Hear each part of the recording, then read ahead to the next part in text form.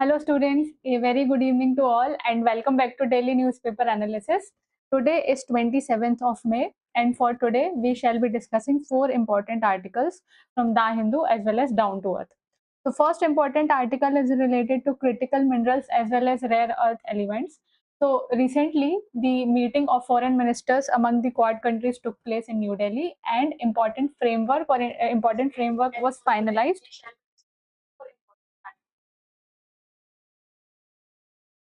Yes, so here important framework was finalized related to critical minerals as well as rare earth elements.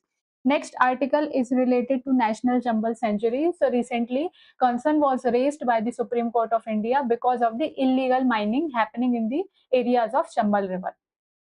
Next article is related to wetlands in India. So recently a PIL was filed in the Supreme Court of India that because of the narrow definition of wetlands under the Wetlands Rule 2017, many wetlands could not be protected in India, especially human-made wetlands.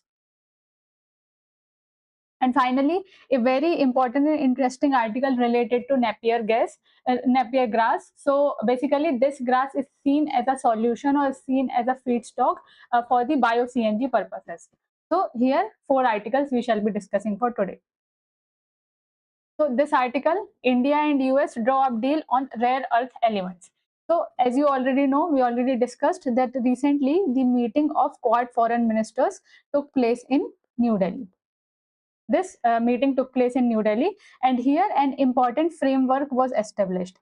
Framework related to what? Framework related to rare earth elements as well as framework related to critical minerals.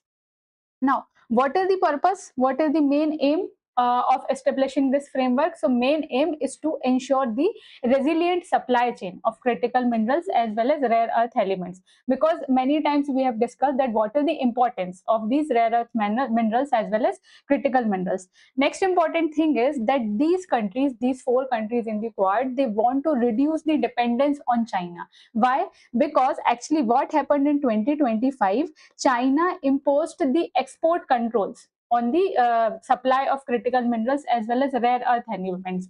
And if we talk about China, so around 90% of the reserves are maintained by China. That's why each and every country in the world is dependent on China only for these critical minerals.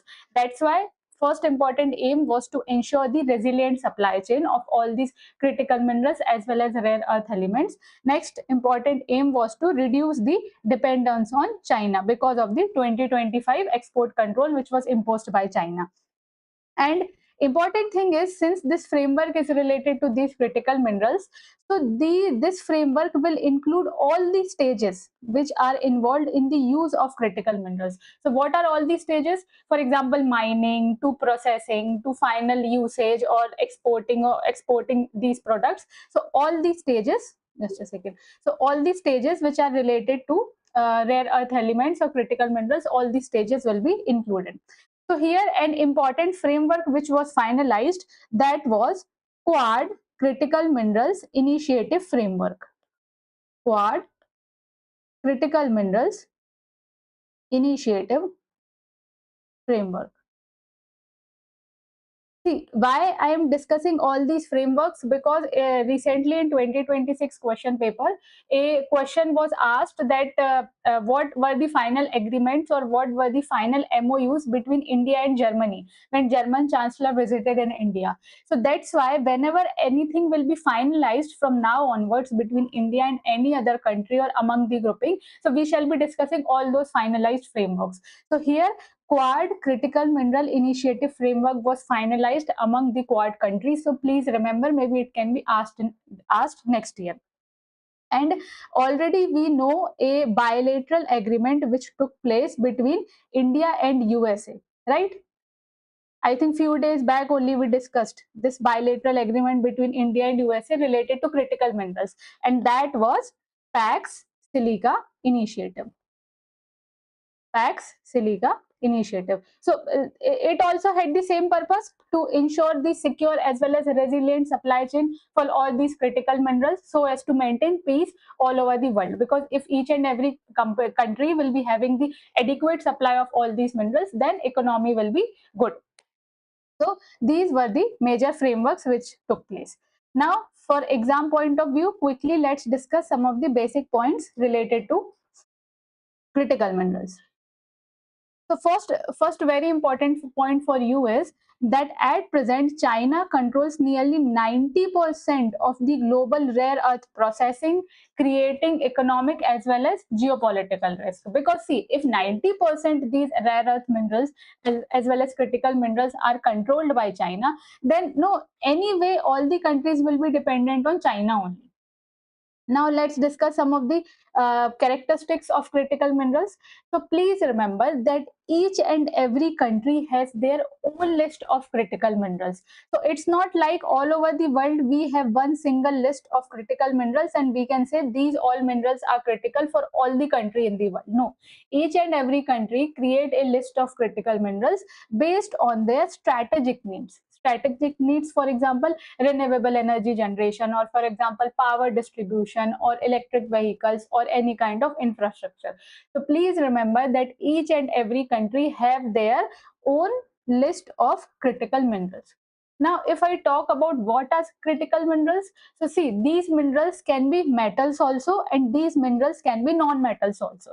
Thing is, a word critical is mentioned, a word is critical used before mineral, that means they are very important for any nation, very important for economic security, very important for national security, etc., etc. And these critical minerals can be primary minerals also, and these critical minerals can be processed minerals also. So please focus on each and every word which we are discussing now. Yes, so here it is given the definition of critical mineral, that any mineral can become critical if it is related to the economic impact or overall national security impact. So I think applications we discussed many a times. Let's discuss once more. So here critical minerals can be used in clean technology initiatives. For example, creation of wind turbines or creation of solar panels. For example, here we shall be using silicon, or here we shall be using germanium. Next important thing is about the IT, information and communication technology. So here mainly we shall be requiring semiconductors. For semiconductors also we shall be requiring silicon and germanium. And finally, advanced manufacturing inputs and materials. So in each and every critical field, we will be requiring minerals. That's why we call them as critical minerals. And now let's discuss about the rare earth elements. About the rare earth elements. So see, please don't consider that critical minerals are equal to rare earth elements. You can say that all the rare earth elements are the critical minerals, means all the rare earth elements are included in the set of critical minerals, but critical minerals are the huge category. So rare earth elements are the subset of critical minerals, and apart from those also some of the other kind of minerals are included in the critical minerals. Now, let's discuss briefly about the rare earth elements. So basically, I think this year in UPSC, they asked about the number of critical minerals also, which were declared by the government of India. So you must have a basic idea about the number also. So if we talk about the rare earth elements, so basically they are a group of 17 chemical elements which are important for overall modern technology as well as clean energy system. So here you have to remember that basically rare earth elements are a group of 17 chemical elements. So here we shall be having 15 lanthanides, scandium and yttrium. So here these are the specifications which are given in the periodic table. So just for a reading purpose, you can know that it includes lanthanides also, scandium as well as yttrium. Now, important thing is, though we call these elements as rare earth elements, rare means they are not found much. But no, this is a misnomer, because these elements are relatively abundant on the earth's crust. So it's not like in the name we are having rare, that means they are not much found. They are abundantly found on the earth's crust. But the problem is that to extract them is very difficult as well as expensive. That's why we call them as rare. So why they are called rare? Not because they are not found abundantly. They are found abundantly, but they are very difficult to extract, and they are very expensive to extract. That's why their extraction is not economically viable. That's why we call them rare. Now, if we talk about the major uses, so similar major uses which are related to critical minerals, for example, electrical vehicles, or for example, weapons, defense equipments, semiconductors, etc., etc. So here we have discussed mainly about rare earth elements as well as critical minerals. Now, more if we talk about the rare earth elements, so these rare earth elements can be divided into two parts. So first will be light rare earth elements and second will be heavy rare earth elements. So if we talk about the light ones, so these light ones are more abundantly available on the earth's crust as compared to the heavy rare earth elements.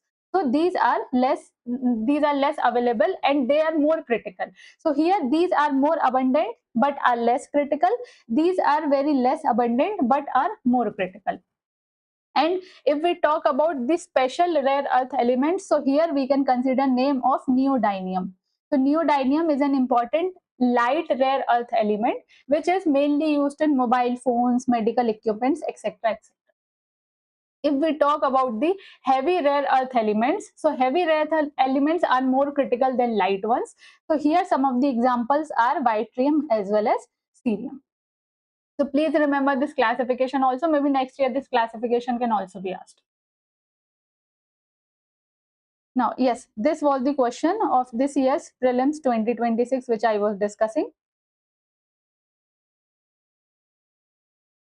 Yes, so this was the question. What was the question? Which of the following statements about rare earth elements and critical elements are correct? Critical minerals are correct. So see, first question talks about the basic application. That's why we have discussed all the applications. Second thing is China has the highest share in rare earth elements followed by India. China is okay, but obviously now we are considering that India is mainly dependent on China. So this question also could have been solved easily. And next, it is talking about the government of India has launched National Critical Mineral Mission. So this was correct and this was very general information also. Here, this information was incorrect, that the rare earth elements are a set of 13 metallic elements. That's why discussing all these numbers on all the basic data was very important. So that's why whenever you read any topic, please go through the related PYQ so that you will get an idea that what all things have to be discussed. Now, here, next important article is related to National Chambal Sanctuary. So recently what happened, Supreme Court has said to the state governments which are included in the National Chambal Sanctuary, that is Madhya Pradesh, Uttar Pradesh as well as Rajasthan, that the forest guards in the National Chambal Sanctuary must be given the immunity from the prosecution. Why? So that they can deal or they can fight with the illegal sand mining mafias. So this was recently said by the Supreme Court of India. So quickly, let's discuss the issue. What all is happening in the National Chambal Sanctuary? So see, what is happening in the Chambal Basin? So main issue which people face in the Chambal Basin is the illegal sand mining. So if UPSC asks any question in the prelims that illegal sand mining is the major problem near which river of India, so it will be the major problem near the Chambal area. So here we are discussing about the National Chambal Sanctuary. So there the major problem is that illegal sand mining is happening in the Chambal Basin. Why illegal sand mining is happening? Because sand is a very important minor mineral and very costly mineral. Why? Because sand is used in construction of various kind of infrastructures, for example buildings development or roads development, or for that matter mixing sand with cement. So all these things are the important applications of sand. So that's why, see, sand is a kind of minor mineral which is in too much demand. So that's why people are mining sand illegally also. That's why sand is mined illegally. Now, the issue with illegal sand mining is that removing too much sand will affect the ecosystem, or removing too much sand will affect the overall environment or the river ecosystem. How it will affect? See, if we are mining too much sand illegally, first of all, what will it will do? It will destroy the river banks. And on river banks, very important species are living. For example, the which are the critically endangered animals. So gharial are living near the river banks only. So that's why it will affect the species also. Overall, it will destroy the habitat, right? It will destroy the habitat of critically endangered as well as endangered species.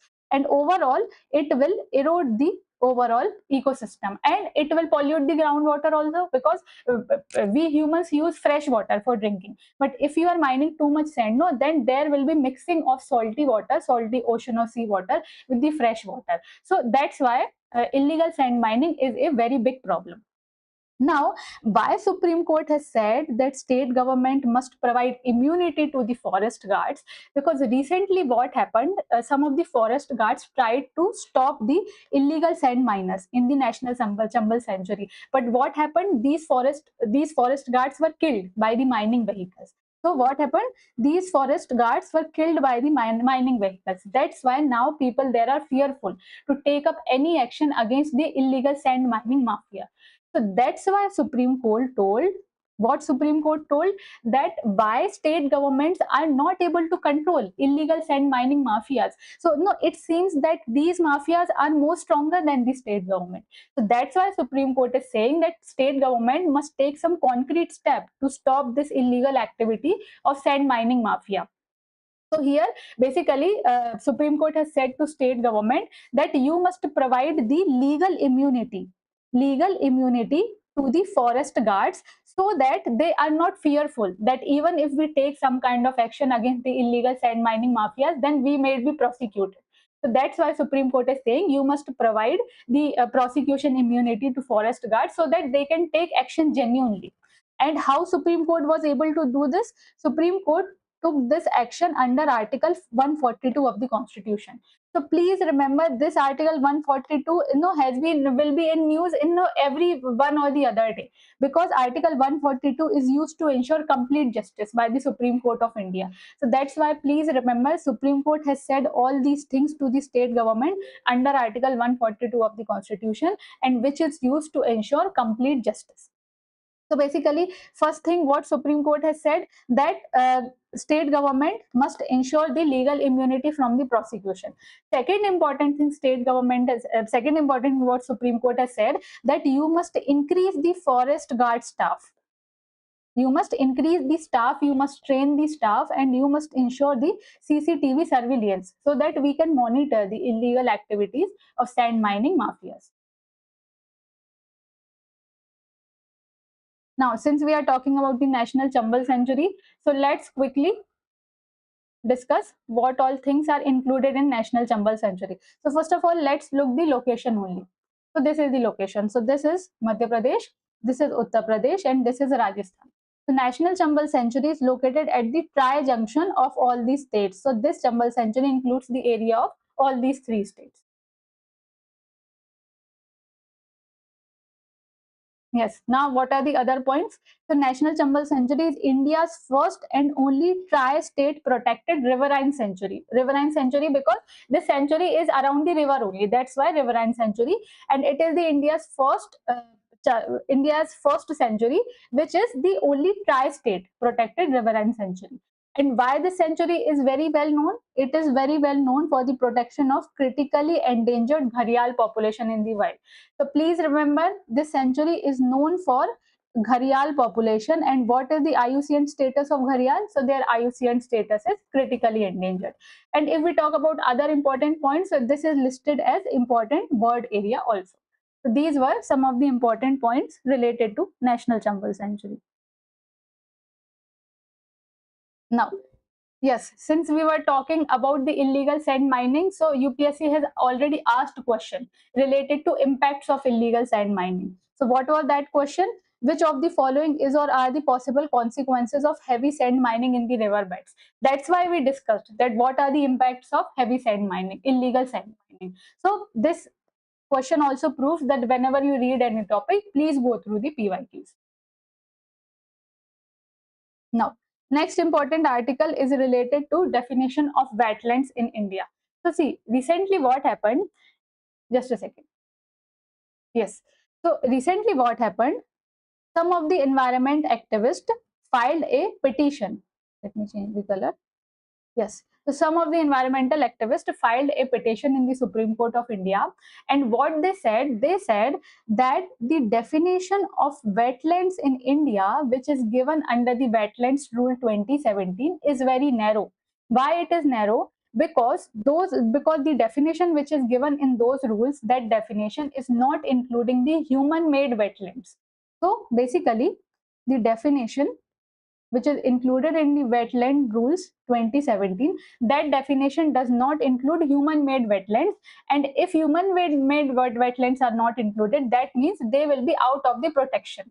So that's why a petition was filed that many wetlands will be will be lacking protection if you are using the very narrow definition of wetlands. So that's why. So what were the main points which were said by the petitioner? Petitioner said that if we talk about the umbrella convention, that is Ramsar convention. So what is important convention which is related to wetlands? So that convention is the Ramsar Convention. So basically, if we talk about Ramsar Convention, so Ramsar Convention includes both natural as well as artificial wetlands. So in this convention, we are including both natural also as well as man-made also. But if we talk about 2017 rules which are made by India, so mainly they exclude some forms of human-made wetlands. So that's why the petitioner is saying that this is the violation of principle of non-regression. Principle of non-regression. So what is the principle of non-regression? It means that if a very strong environmental protection already exists, then government cannot weaken them. So basically, very strong environmental protection exists under Ramsar Convention, which is including the natural also, and it is including the man-made wetlands also. But now, 2017 rules are weakening that protection. So that's why petitioner is saying that basically this is the violation of the principle of non-regression. Now, let's discuss that what was the narrow definition which we were talking about. Yes, so this definition, this is the screenshot which I took from the Wetlands Rule 2017 only. So here it says, all wetlands, irrespective of their location, size, ownership, biodiversity, or ecosystem services values, can be notified under the wetland rules except, so here these are the exceptions. What are those exceptions? Human-made water bodies, which are constructed for drinking water purposes, or human-made water bodies constructed for aquaculture purposes. So basically, these are some of the exceptions which are related to human-made water bodies. But the petitioners are saying even if the wetlands are created by humans, then also they contribute in the biodiversity protection. So why you are keeping them out from the protection under Wetlands Rule 2017? So this was the important news. Since we are discussing about the Ramsar Convention, so let's quickly discuss prelims related points. What are those points? So basically, this convention was signed in 1971 in Ramsar, Iran. So please remember the year. This convention was signed in 1971. And have India ratified this convention? So yes, India ratified this convention, but in 1982. So please remember, India did not ratify this convention in 1971 itself when it was signed. India ratified it, but India did it in 1982. So what is its main purpose? Its main purpose is the conservation and sustainable use of wetlands. And whenever any wetland is designated as a Ramsar site, so here 9 criteria are provided under Ramsar Convention. And if you want to designate any wetland as a Ramsar site, then wetland must meet at least one of the 9 criteria. So please go through. So once please go through all the 9 criteria under which you can designate any wetland as Ramsar site. Now, next very important article is related to Napier grass. So now Napier grass is seen as a solution for the generation of clean energy in India, for the generation of bio-CNG. So basically, see, first of all, let's discuss the complete process of how bio-CNG is generated. So see, what is the process? See, for the generation of bio-CNG, you will be needing the organic material. So what can be that organic material? It can be the feed, it can be the agricultural residues, it can be any kind of grass, etc., etc. So here you will be needing organic material. Now you will mix water with this organic material and you will create a slurry. After that, under the anaerobic condition, that is in the absence of oxygen, you will allow the microorganisms to react with this slurry. And finally, we will be getting a raw biogas. So this raw biogas will be having around 45% of methane. So basically, but we need more amount of methane. So after this, and this raw biogas will be containing 45% of methane, and apart from that, it will contain some amount of hydrogen sulfide also, which is poisonous gas. So after that, we will purify this mixture, and finally we will be getting a pure bio CNG, which will be having around 95% of methane, and finally this methane can be converted into energy. So basically bio CNG has the potential to replace natural gas, to replace crude oil, etc., etc. Now this article is related to Napier mirage, so Napier grass. So basically article is saying, see, this is the image of Napier grass. So basically this is also called elephant grass. So article is saying that nowadays Napier grass is seen as a solution, or is seen as a feedstock, potential feedstock for the running of bio CNG plants. So what is the reason why it is seen as a solution? See, if you want to run bio CNG plants, then you will be needing the regular supply of the organic material, of agricultural residues or any kind of grass, etc., etc. So this is the main property of this Napier grass. Its main property is that it is its ability to withstand the drought conditions. That means in any condition you can grow it, and its yield is also very high. So its output to input ratio is 25:1. That means anywhere you can grow this grass, and its yield is also very high. That means there will not be, and so anytime there will not be any deficiency for the feedstock in the bio CNG plants. And another important thing is that it can be harvested 5 to 6 times annually. So can you imagine the amount of yield we will be having? So if we are having large amount of yield of any feedstock, you can easily run your bio CNG plants. Now let's discuss some of the prelims related points on Napier grass. So it is also known as elephant grass. And important thing is to which area it is native. So please remember that this is not native to Indian subcontinent. This is very, very important point. So to which area it is native? It is widely used as a feed for livestock and in bioenergy applications, but it is native to Africa as well as Southeast Asia. So please remember, Napier grass is not native to India, but it is native only to Africa as well as Southeast Asia. Now, a practice question for you. So practice question is, consider the following statements regarding Napier grass. First is, it is increasingly being used as a feedstock for bio CNG production in India. Second, it is preferred because it can provide multiple harvests annually. And finally, higher maturity of Napier grass always increases methane yield during biogas production. So please try to answer this question in the comment section. Yes. So I think that's all from my side for today. Thank you and have a nice day.